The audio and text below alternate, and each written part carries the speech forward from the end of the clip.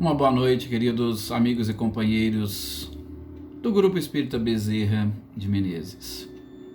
Aqui estamos, neste feriado nacional de Corpus Christi, aproveitando mais esta oportunidade de nos reunirmos virtualmente, do ponto de vista físico, mas espiritualmente, que nós estejamos mais ligados do que nunca. Que este, inclusive, é o objetivo, inclusive, da criação deste próprio grupo, quando a Celeida pensou justamente neste momento de isolamento social, pela impossibilidade de nos reunirmos fisicamente. A gente sabe dessas dificuldades que nós estamos enfrentando. Eu falo nós do ponto de vista coletivo, porque eu acho que nós ainda não estamos sabendo trabalhar bem com todo este vírus que foi realmente colocado como uma grande prova para a sociedade, e em especial a sociedade brasileira está enfrentando, na minha opinião, alguns problemas de ordem espiritual, de ordem moral, para trabalhar do ponto de vista evolutivo com mais este obstáculo, que a gente não pode encarar como obstáculo, mas nós devemos encarar como uma oportunidade. Mas nós, espíritas, sobretudo, que fazemos parte deste grupo e que, seguindo principalmente Bezerra de Menezes, ou sob a sua proteção, sob a sua tutela, nós precisamos analisar bem, nós, sobretudo neste momento de recolhimento íntimo, como nós estamos encarando tudo isso. E são diversos os problemas que assolam a humanidade. A gente vê em cada momento algo diferente. Se tem um coronavírus aqui, tem um problema de raças ali logo nos Estados Unidos e que de repente começa a se disseminar pelo mundo todo. Mas tudo isso, toda essa avalanche de obstáculos é para que nós comecemos a pensar e a refletir. Tivemos a oportunidade de ouvirmos sempre uma música no início das nossas reuniões. Essas músicas com letras fantásticas, bonitas, representam verdadeiras orações. Como é que nós as encaramos? Assim como quando vamos fazer, ou vocês acompanharam a prece inicial, como encararam esta prece inicial? Como que isso entrou dentro do coração de cada um de vocês e, sobretudo, diante de tudo isso que nós estamos passando? Da mesma forma, as nossas reflexões. Como elas vão entrar, ou qual o impacto que elas vão causar, que elas vão gerar na nossa vida? Eu digo a partir de agora, sim. Por quê? Porque a cada oportunidade de reflexão é uma oportunidade de recomeço. Nós vamos recomeçar. Sim. Ah, não, mas eu já comecei. Não, você pode ter começado de uma forma. A partir de hoje você tem a oportunidade de recomeçar diferente. Lembrando sempre da frase do Chico: embora ninguém possa voltar atrás e fazer um novo começo, qualquer um pode começar agora e programar um novo fim. Esta é a base, pelo menos, das nossas reflexões, ou que nós escolhemos para hoje. A gente sabe que essas reflexões, elas são curtas, elas são rápidas. Então, ela apenas o poderíamos chamar de um pontapé inicial para a gente, junto com Jesus, tentar extrair a essência dos seus ensinamentos. E, especificamente, escolhi aqui um trechinho do Evangelho de Lucas, no capítulo 9, versículos 57 até o 61, e que Kardec traz também no Evangelho segundo o Espiritismo, no capítulo 23, onde ele fala da estranha moral. E o título das nossas reflexões é justamente aquele onde Kardec colocou: deixai aos mortos o cuidado de enterrar os seus mortos. Por isso toda essa nossa introdução. Será que nós estamos deixando os mortos enterrarem os seus próprios mortos? Ou será que nós, diante de tudo isso que está acontecendo, nós estamos acompanhando este velório para enterrar os mortos e deixando de seguir Jesus? Porque muitos de nós podemos com certeza ser como este jovem que chegou perto do Cristo e disse: Senhor, eu te seguirei aonde fores. Garanto que para vocês que muitos de nós já falamos isso. Quando a gente está, e eu fiz essa introdução exatamente para isso, quando a gente está numa canção, a gente está ali se sentindo e tal, e o que a gente está falando? Eu vou seguir Jesus. Nós terminamos, vamos para uma oração, na mesma forma, nós estamos fazendo aquela oração sentida, vem lá do fundo e tal, e o que nós estamos falando ali? Vou seguir Jesus. Quando a gente vai para a casa espírita, nós estamos ali dentro do centro, temos a oportunidade de conversar com espíritos, de orientá-los, ou às vezes fazemos palestras, ou fazemos orações, ou participamos apenas e tão somente das palestras e orações. O que nós falamos ali naquele momento? Jesus, eu vou te seguir. É ou não é? Quando a gente vai, porque às vezes nesse grupo tem pessoas que não são espíritas, mas quando a gente vai, por exemplo, assistir uma missa, ou quando a gente vai assistir o culto, o que nós estamos falando naquele momento? Nós estamos falando: Jesus, eu vou te seguir. É ou não é?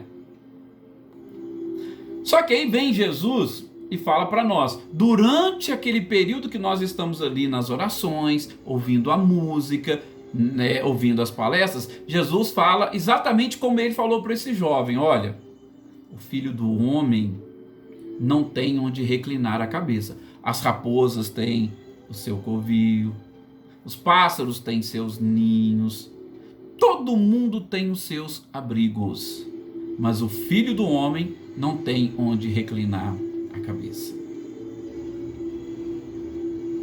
Jesus está falando isso para nós. E ele está falando isso para nós com qual objetivo? Por isso que Kardec colocou nesse capítulo da moral estranha. Com certeza ele não está falando para vocês jogarem tudo pro alto que vocês têm e sair andando por aí. Não. Pelo menos eu não interpreto dessa forma. Justamente por quê? Porque nós temos que buscar interpretações, eu gosto sempre de falar, interpretações sistemáticas daquilo que está no Evangelho, e sobretudo daqueles 4 primeiros capítulos, que eu considero a base de toda, posso dizer com tranquilidade, toda a doutrina espírita. E um deles é justamente: o meu reino não é deste mundo. Então, se você quer seguir Jesus, você está seguindo Jesus para onde? Para o reino dele. E onde que é o reino de Deus? Para onde que é o reino de Jesus? Onde Jesus está querendo nos levar? Como ele disse para todos os apóstolos, para todos os discípulos, e ele está dizendo para nós: o reino dos céus é para ser instalado no coração de cada criatura. Então aí você deve começar a questionar o seu próprio coração. Por quê? Porque ele mesmo disse: onde está o teu tesouro, aí estará o teu coração. Porque quando Jesus fala: olha, as raposas têm os seus locais, os aves têm os seus... Todo mundo tem. Por quê? Porque todos eles, sobretudo os animais, são seres que estão ainda num processo evolutivo um pouco mais atrasados do que nós, e que necessitam exclusivamente dessas coisas materiais para depois atingir o despertar da consciência. Ele citou como exemplo os animais. E aí ele vem falando que o Filho do Homem... Por quê? Porque o Filho do Homem já é aquele, ou já deveria ser, ou já deveria representar aquele nível de evolução do princípio inteligente, capaz de perceber que tudo que é material é transitório na nossa vida. E se ele é transitório, ele não pode ter uma importância maior do que aquela que nós deveríamos dar a estas questões espirituais. Você quer seguir Jesus? O meu reino não é deste mundo. Os próprios apóstolos que caminhavam com Cristo tinham essa dúvida. Se lembram?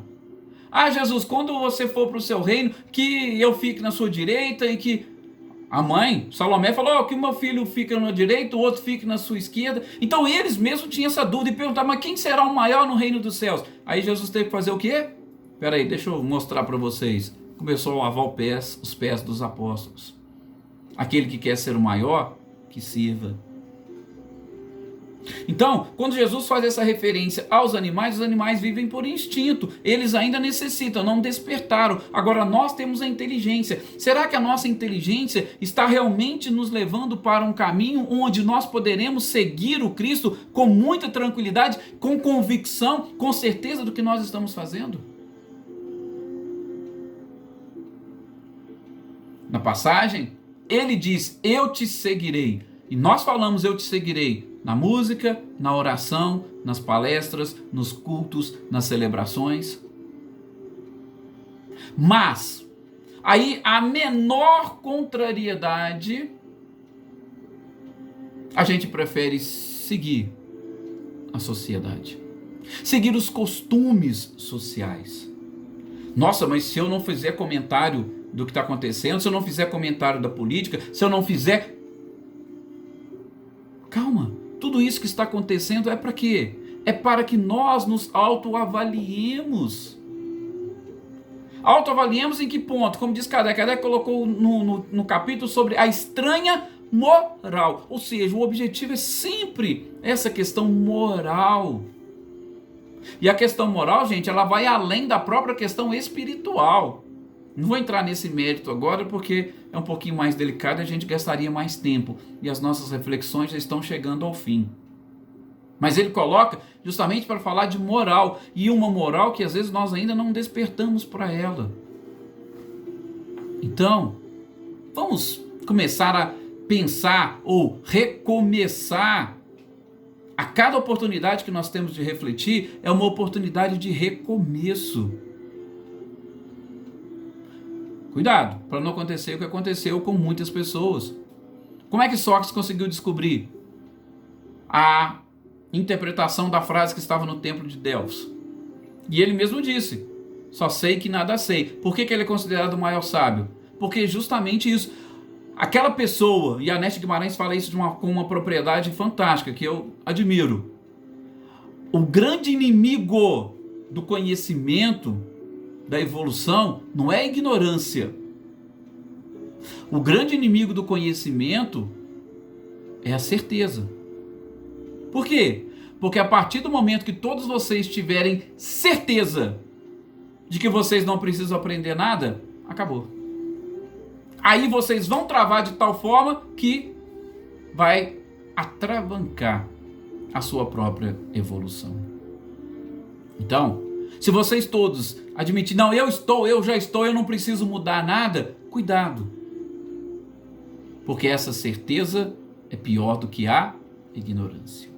Então, que vocês possam refletir, deem uma lida depois nesse capítulo 23, nessa parte. Kardec traz muitas informações. Essas foram breves reflexões que eu quis fazer com vocês nesses momentos em que estamos todos sintonizados para mais uma vez nos voltarmos a este mestre amado e querido Jesus. Muita paz a todos, continuem nessas reflexões, que a oração final os auxilie ainda mais e que no decorrer da noite, se possível, estejamos mais uma vez todos juntos, dando sequência a esta reunião, aí sim, através de um encontro com o nosso corpo perispiritual e darmos sequência a este processo de seguir Jesus, de corpo e alma. Deus é Espírito e em Espírito e verdade deve ser adorado.